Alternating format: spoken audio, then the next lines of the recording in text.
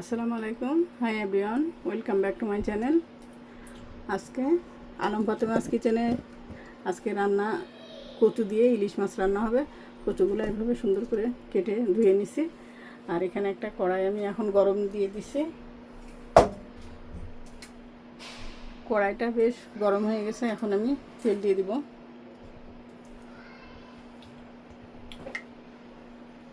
তেল দিলাম, এখানে এখন আমি লবণ দিলাম,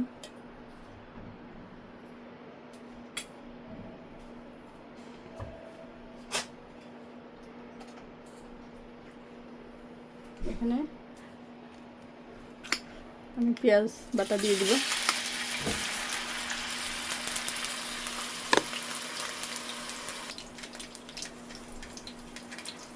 রসুন পেস্ট হাফ চামচ, আদা পেস্ট হাফ চামচ দিলাম। এখানে জিরার গুঁড়া, ধনিয়ার গুঁড়া দিলাম, সামান্য হলুদের গুঁড়ো দিলাম।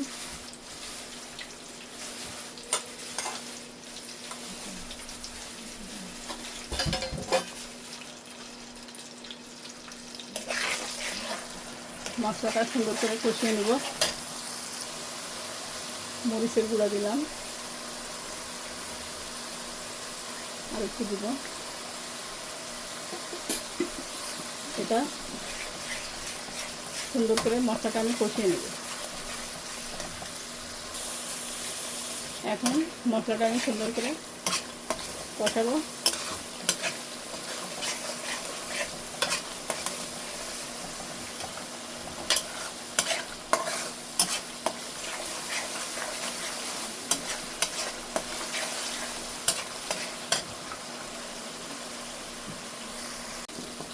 এখন মশলাটা কষানো হয়ে গেছে, কচুগুলো দিয়ে দিব।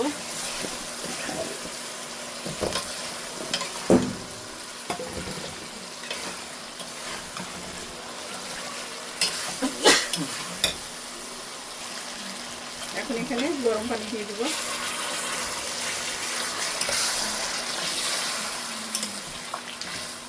এখন আমি ঢেকে দিব।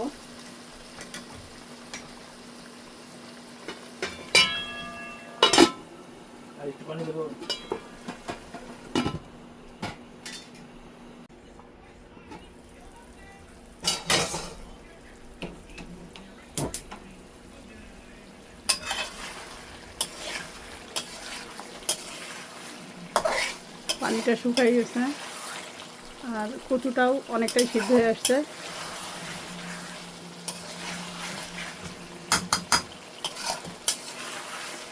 এখন আমি ঝোলের পানি দিয়ে দেবো। যেহেতু তরকারিটা কষানো হয়ে গেছে।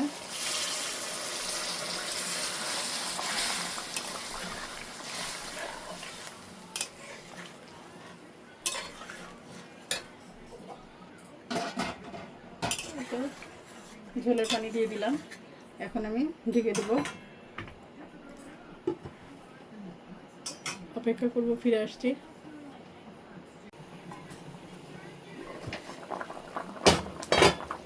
বলক চলে আসছে। এখন আমি মাছটা ভেজে রান্না করব না, এইভাবে কাঁচা মাছ আমি দিয়ে দিব। ইলিশ মাছ যেভাবে রান্না করা যায় ভালো লাগে। ছোট মাছও ছিল, সেগুলো আমি আজকে রান্না করছি। মাছের দেখা যায় ছোটোগুলো থেকে যায়, পরে আর খাওয়ার সমস্যা হয়ে যায়, খাওয়াই হয় না লাস্টে। এই জন্য এই যে রান্না করে ফেললাম, খাওয়া হয়ে যাবে।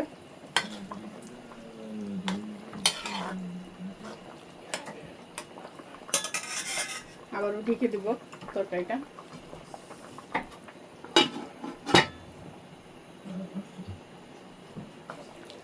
বন্ধুরা, লবণ দিতে হবে, লবণটা কম হয়েছে, আবার দিলাম।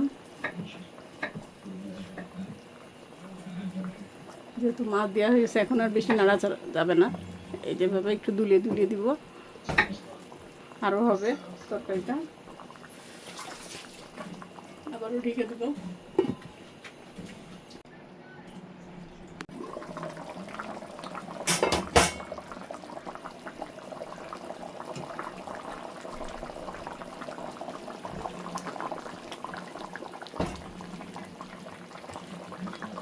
কচুগুলো গলে গেছে, এই যে কচু গলে গেছে। এখন আর আমি নাড়াচাড়া দিব না বেশি, দিলে মাছটা ভেঙে যাবে। এখন আমি ভাজা জিরার গুঁড়া দিয়ে দেবো। এই যে বন্ধুরা দিয়ে দিলাম, আর একটু দিব।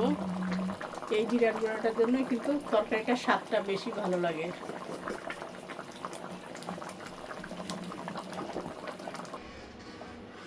বন্ধুরা, তরকারিটা রান্না আমার শেষ হয়ে গেল। ইলিশ মাছ দিয়ে কচু রান্না কেমন হলো আমাকে কমেন্টে জানাবে। আর আমার ভিডিওটি ভালো লাগলে লাইক, কমেন্ট, সাবস্ক্রাইব করবে। আজকে এ পর্যন্ত, আল্লাহ হাফেজ।